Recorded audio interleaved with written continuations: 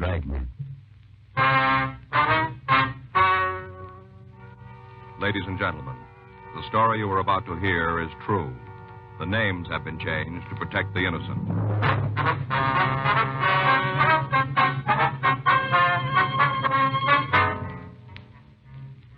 You're a detective sergeant. You're assigned to burglary detail. An elderly woman reports that a man has stolen $300 from her apartment. She says she saw him. Your job? Check it out.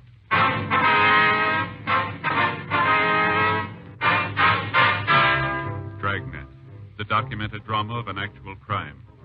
For the next 30 minutes, in cooperation with the Los Angeles Police Department, you will travel step by step on the side of the law through an actual case transcribed from official police files. From beginning to end, from crime to punishment, Dragnet is the story of your police force in action.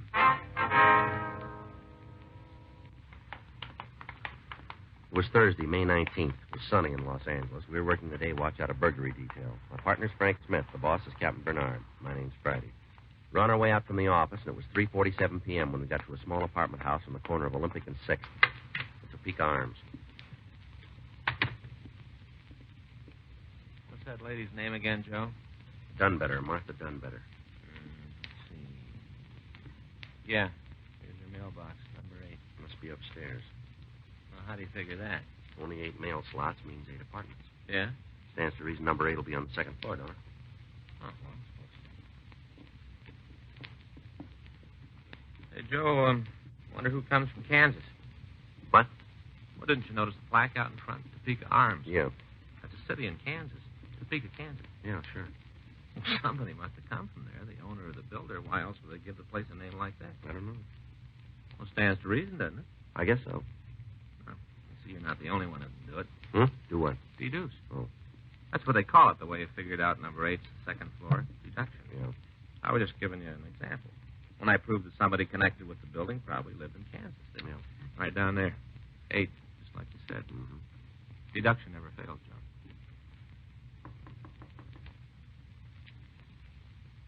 There? Police officers. Oh, just a second. I'm coming. My goodness, it's 7 o'clock back. Oh, well, dear me, you aren't the same ones, are you? No, ma'am. This is Frank Smith. My name's Friday. Well, there were 2 other policemen here just a little while ago. Shame you didn't know. Could have saved yourself a trip. That's all right, ma'am. We knew they'd be here. They're patrol car officers. They were in the neighborhood, so they answered your call. Well, All right if we come in? Oh, my, yes. Please do. You're Mrs. Martha Dunbetter, is that right? No, not exactly. Oh? It's Miss Dunbetter. I'm still single. I see. Well, ma'am, would you mind telling us just what happened this afternoon? Oh, no, I don't mind at all. It's still quite clear. All right, would you go ahead? What does that mean? I said go ahead about this afternoon. Oh, well, I fixed myself some lunch. And then I rid up the dishes. Must have been about 1 o'clock by the time I finished. All right. Afterwards, I put on my hat and I went down to the library. It's only a couple of blocks from here, the Grover Cleveland branch. Mm-hmm. I took back my books and checked out 2 fresh ones. All right. What happened next? Well, I come home and there he was. What's that? I come home and there he was. Who? Well, that awful man.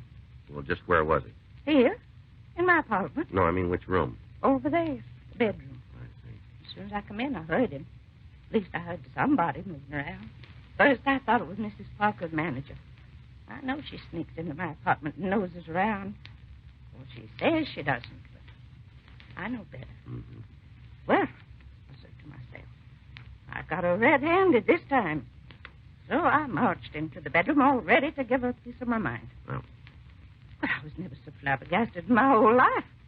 He was standing in front of the dresser, going through my pocketbook. I see. My black bag and leather.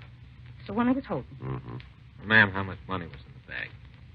Well, I'm not positive. Not to the penny. About $300. In cash? Yes, sir. You see, I've been saving dimes for the past 15 years.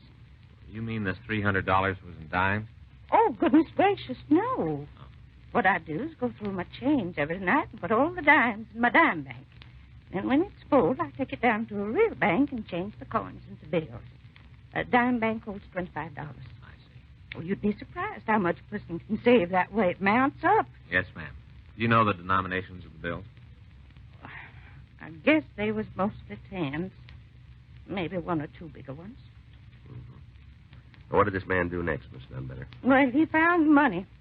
My $300. Stuffed it into his pocket. Then he just strolled out of the apartment big as life. I was too dumbfounded to do anything about it. I see. I heard him tramp down the stairs, and then I heard the front door slam. When I was sure he was out of the building, I managed to get my wits together and I dialed Central. Central? The operator. And she put me in touch with the police station. Had you ever seen this man before, Miss Dunbetter? No, I'm sure I never did. Could you tell us what he looked like? Well, he's a tall man. How tall? Big as you, I'd say. What color hair, please? Dark. Very dark. Eyes. Dark eyes, too. Dark complected. Like he'd spent a lot of time outdoors. How was he dressed? A shirt and pants and jacket. Light-colored jacket. I think it was green. Did you notice any scars? Yes. Come to think of it, I did. Across his forehead. Thin little zigzag. About how old would you say he was? Oh, he's young. 35, maybe 40. You know if anybody else saw him? The other tenants? I haven't talked to him. Haven't left the apartment since it happened. You live alone here, do you? Oh, man, no. My sister Bessie stays with me. Where is she this afternoon? But she went out of town for a few days. Visit her grandson and his family. They came down from Oxnard to get her this morning. I see. Tomorrow's her birthday. She'll be 80. Expect they're going to have quite a celebration. Yes, ma'am. They're all carrying on. You'd think it was such an accomplishment. Well, it is pretty ripe old age, ma'am. I don't see what's so ripe about it. After all, I'm nearly 79 myself. Oh, I know I don't look it. Everybody thinks there's at least 10 years between us. And Bessie is failing. Yes, ma'am. Just a couple more questions, Miss Dunbetter. Certainly, young man, certainly. What time was it when you got home from the library? 2:45. Maybe a few minutes after. No later than 3, though. I see. How'd this fellow get into the apartment? Was the door locked? Well, I thought it was. I always try to remember to lock it whenever I go out, but sometimes I do forget. Well, I guess I did today. You think he'd recognize the burglar if you saw him again? I most assuredly would. Mm-hmm. Nothing the matter with my eyesight. Yeah, that's fine. I'd like to take you down to the office with us and show you some pictures. No? Just to see if you can identify him. Well, I wouldn't go like this. I'll have to change my dress first. Well, I'm all right for walking around in the neighborhood, but not for going downtown. Well, that's up to you, ma'am. I'll say Miss Dunbetter while I think of it. Who came from Kansas? Oh, I'm afraid I don't understand. Well, the name of this apartment, you see, is the Topeka Arms, so I figured somebody connected with it must have come from Kansas. Oh. You don't know who it was, do you? Now, let me think. Oh, yes, I remember. That was old Mr. Hendrickson's idea. Oh, well, you don't say. Yes, he was the man who built this building. Well, now, that was, goodness sakes, that was almost 35 years ago. My, how time flies. Yes, ma'am. How you like that, Joe? This Mr. Hendrickson came from Kansas. No. Minnesota. Minneapolis, as I recollect. Oh? But it was his idea just the same, calling it Topeka Arms. And kind of an article he read in the newspaper while the building was going up. Ma'am? Said there was more people in Southern California who come from Kansas than any other state. Mm-hmm. So Mr. Henderson figured the name Topeka would attract a lot of tenants. It's ridiculous nonsense. Said so at the time. There hasn't been a single solitary one. Oh. 35 years.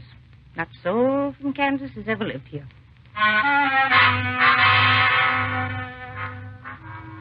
4:05 p.m. Frank and I put in a call to the crime lab. While Miss Dunbetter changed her dress, we checked the other apartments to see if anybody else had seen the burglar. Only one tenant was in. Mrs. J.T. Blade, apartment 6, informed us that she'd been out marketing at the time of the crime and had just returned home.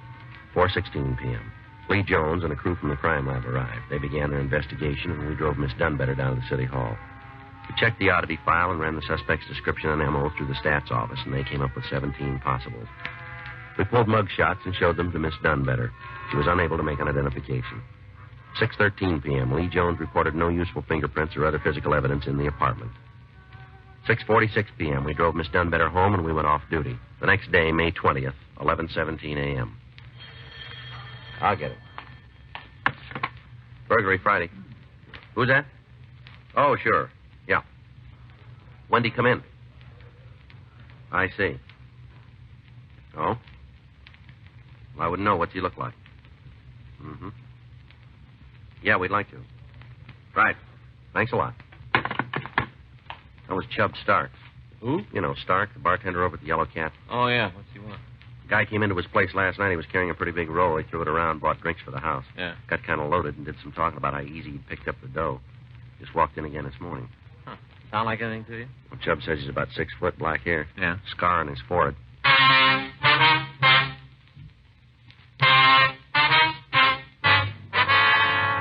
Frank and I drove out to the Yellow Cat bar on Figueroa. Chubb Stark, the bartender, pointed out a husky man sitting in a corner booth. We went over to talk to him. Keep your hands on the table and stand up. Huh? Police officers, on your feet. Okay. All right, you can sit down again. Something eating you guys? What's your name? Why? Come on, what is it? Portlong, Ralph Portlong. Where do you live? Hotel around the corner? How long you been staying there? Since last night. How about before that? Back east, they just got in town yesterday. Whereabouts back east? What kind of a roust is this? Where back east? All over. Chicago, Cleveland, all over. What kind of business you in? Unemployed. You got any money? Some. How much? Look, I ain't no vag if that's what you're getting. How much money you got? $100, maybe 150. Where'd you get it? I borrowed it. Who from? Pal. In L.A.? Chicago. What's his name? Johnson, Cliff Johnson. You got his address? I don't know. He moves around same as I do. How you going to pay him back if you don't know where he lives? We'll bump into each other. What'd you say you got in town, Portland? I told you yesterday. What time? 6 o'clock, somewhere in there. Yesterday morning? Last night. You sure of that? Yeah. How'd you come? Train? Car. You own the car? I hitched a ride. Just where were you yesterday afternoon? Riding into L.A. All afternoon. Yep. What was the driver's name? Look, how should I? And I've been hitching for the last week. I must have rode with 20 different guys. You don't remember the one you were with yesterday? Nope. Ever been arrested, Portland? Nothing serious. Well, tell us about it. Oh, drunk, that's all. Where was that? Ohio when I was a kid. Anything else? Yeah, I got some speeding tickets. You ever been arrested in California? Never been in California. First trip, huh? Yep. You ain't exactly making me feel at home either. You know an apartment house called the Topeka Arms? Whereabouts? 6th and Olympic. Where's that? In L.A. Look, can't you get nothing straight? I ain't never been here before. Mm-hmm. How about giving me an answer? Why the roust? All right, come on, let's go. What for? We'll show you the sights. For instance? City Hall. Frank and I took the suspect into custody for further questioning. 12:16 p.m. We ran the name Ralph Portlong through R&I. They had nothing on him. We put out an APB with his description stating that he was in our custody. The bulletin requested any information about the suspect and was marked attention Chicago PD and Cleveland Police Department. 2:18 p.m. We again interviewed Portlong. He insisted he had not arrived in Los Angeles until 6 o'clock the previous evening and refused to say anything more. 4:06 p.m. We received replies to our APB on Portlong. Chicago reported 2 convictions for grand theft auto, and Cleveland reported 1 conviction for burglary second degree. We telephoned Miss Dunbetter and arranged for her to attend a special show-up at the main jail. 6:17 p.m. The show-up was completed, and Frank and I took the victim back to our office.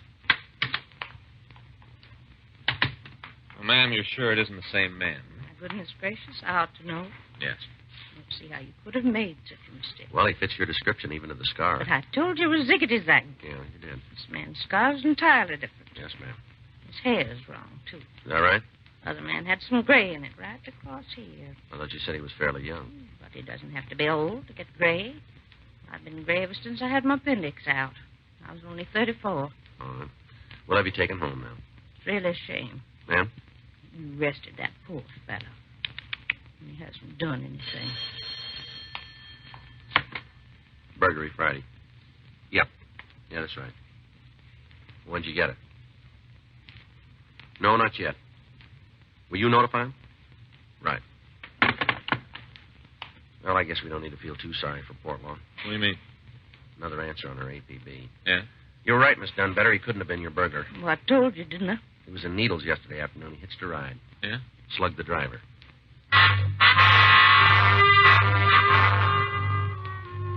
Ralph Portlong was held pending arrival of authorities from Needles. The investigation of the apartment house burglary continued. 2 more suspects were brought in for questioning. Both men succeeded in establishing alibis for the time of the crime. Monday, May 23rd, 1:48 p.m. Frank and I were on our way back to the office from lunch. How was your pie? All right. Just okay, huh? I said it was all right. Lemon meringue, wasn't it? Yeah. I don't know, Joe. You should have had apple. Mm-hmm. I told you, stick with apple. You can't go wrong. The lemon was good. You didn't finish it. I was full. Yeah. Well, someday you'll learn. Learn what? Apple pie is always safe. You can't louse it up. Even a bad cook can. Well, I get a little tired of it once in a while, that's all. No reason you should. You can switch it around so many different ways. Yeah, I know. Cheese, olive mode, hot sauce. No reason to get tired of apple, Joe. Sure. Hey, Joe. Yeah. Call for you while you're out. Oh? Yeah, she wants you to call back. Here's the number. Thanks. Sure. Bessie Maxon. Who's that? I don't know.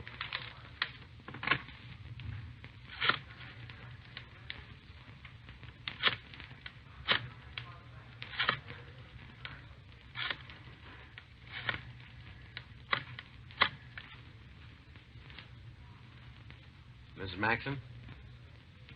This is the police department, Sergeant Friday. Yes, that's right. We were the ones.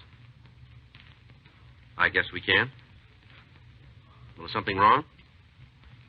You sure of that? All right, right away. Thank you for calling. Goodbye.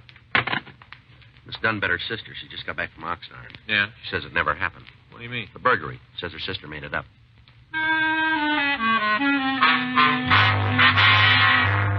Frank and I drove out to the Topeka Arms, and we went up to apartment number 8. It was 217 when we got there. Somebody's coming again. Well, what is it? Ms. Maxon? That's right, that's right.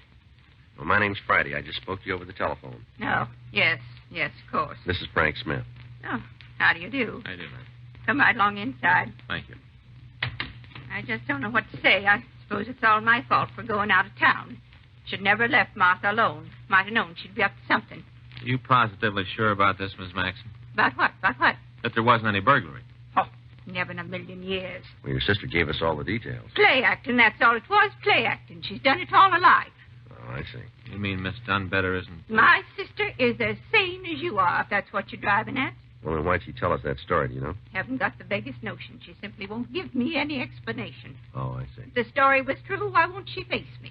Why is she hiding? Hiding? The minute I told her I was going to call you, she locked herself in the bathroom. Is that right? Been in there for 2 hours now. She simply refuses to come out. Well, we'd like to talk to her if we can. Yeah, I'll try again. Back to Georgie. I may have some influence. You think we're getting a runaround, Joe? It sounds that way, doesn't it? Yeah. Martha? Martha, you come out of there this instant. Martha Dunbecker, do you hear me? The policeman wants to talk to you. Now come out. The police are here. I won't never come out. I never heard of such childishness. You see, I'm not able to do a thing with her. Yes, ma'am. Maybe if you speak to her, she'll come to her senses. All right.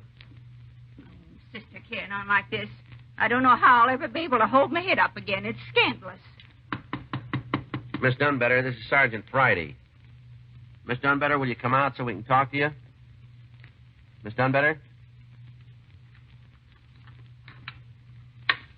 Well, it's about time. Whatever were you thinking of, Martha? What got into you? Now, speaking to you, Bessie. Let's go into the other room. Be easier to talk there. Not speaking to me, huh? Well, two can play at that game. And I assure you, I won't be the one who suffers. All right, ladies, would you like to sit down? Now, Miss Dunbetter, can we clear this thing up now? Your sister says there wasn't any burglary. Just how would she know she wasn't here, was she? I know because I know you. And I know you never had $300 to your name. I did, too. Where'd you get it? Where'd you get it? None of your business. All right, now, how about it, Miss Dunbetter? Did you have $300? Well? I said it was exactly 300. Not to the penny. $3 would be more like it. There happens to be a few things you don't know about, including my savings. A likely story. You never saved a penny in your life. What about my diamond? I shook it the other day. I thank you to keep your hands off my property. Savings, indeed. If I didn't pay most of the expenses around here, you'd starve to death. I managed quite well before you moved in on me, Bessie, and I was perfectly happy living alone. Matter of fact, I preferred that arrangement. But maybe you'd like to try it again. Maybe I would. I'm sure it'd be money ahead. Huh. Don't you hawk me, Bessie Maxim. You ought to see the way she eats. Gobble, gobble, gobble. She shovels it down. Stuff and nonsense. I don't have any more appetite than a bird. Birds don't nip the cooking, Sherry. Martha done better. How can you say such a thing? Because I know it's true. I marked the bottle. Well, whatever I do, I don't fib to the police like some people I could name. Well, Miss Dunbitter. I made exaggerated respect. You mean to do no harm? I wonder if you know it's against the law to file a false police report. Against the law? There. You see? You're going to jail. I knew it had happened. I knew that sooner or later you'd disgrace all of us. Why'd you do it? You must have had a reason, ma'am. I won't tell you. Not in front of her, I won't. Let's see. Would you mind waiting in the other room for a couple of minutes, Miss Maxon? I most certainly would. We'd appreciate it if you would. No, very well. Very well. You'd think I was the criminal around here. All right, Miss Dunbitter, tell us now, will you? Very difficult to explain. Well, give it a try, will you? See, it was all on account of her, Bessie. Go ahead. Started when we was little girls. It's because she's older. She's always lording it over me. Mom and Daddy always gave her everything first. Hand-me-downs, that's all I got. Bessie's hand-me-downs. Oh, I see. And when we grew up, I couldn't push myself very much. She's just the opposite. Belle of the ball. She had a pick of all the young gentlemen in town. The only time they'd take me out was when Bessie was busy. I think she didn't let me know that I had second choice. The only reason she married Horace because he took a fancy to me. Well, I had my pride, too. Wouldn't settle for her leftovers. That's why I stayed single. I see. The least you could have done was name one of her little girls after me. After all, I'm her only sister. Well, Miss Dunbitter, you still haven't told us why you reported the burglary. I am telling you. Yes, ma'am. On account of her birthday. Well, that was the last straw. She hasn't talked about anything else for months and months. It's because she's 80 years old, you'd think she was the Queen of Romania. A picture in the paper, people making a fuss about her. Well, I made up my mind that for once in my life someone was going to make a fuss about me. I see. To tell you the truth, I'm not a bit sorry I did it. I mean, yes, I should be sorry, but I'm not. I really enjoyed myself. And all those questions you asked me, like I was somebody. My name was in the papers, too. First time it ever happened. It's strange when you come to think about it, to live 79 years without ever seeing your name in print. Oh, but that wasn't the best part. Ma'am? The best part was Bessie not being able to horn in and take all the credit. Oh, I knew you'd find me out sooner or later, but I didn't care. I sure had to laugh on her. All the time she's in Oxnard being partied, I was having little parties of my own. Yeah. Well, you know, you didn't need to put us through all this, Miss Dunbitter. You're almost 80 yourself. It's over a year away. When you're my age, you can't be sure of anything. Yes, ma'am. Besides, even when I'm 80, Bessie will still be ahead. How's that? She'll be going on 90.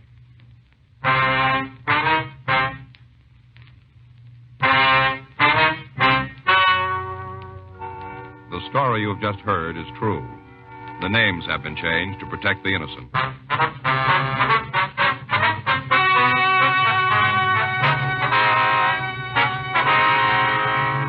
Due to the advanced age of Miss Martha Dunbitter, and because of her assurances that she would never repeat her actions, no charges were filed against her. Dragnet is a presentation of the United States Armed Forces Radio Service.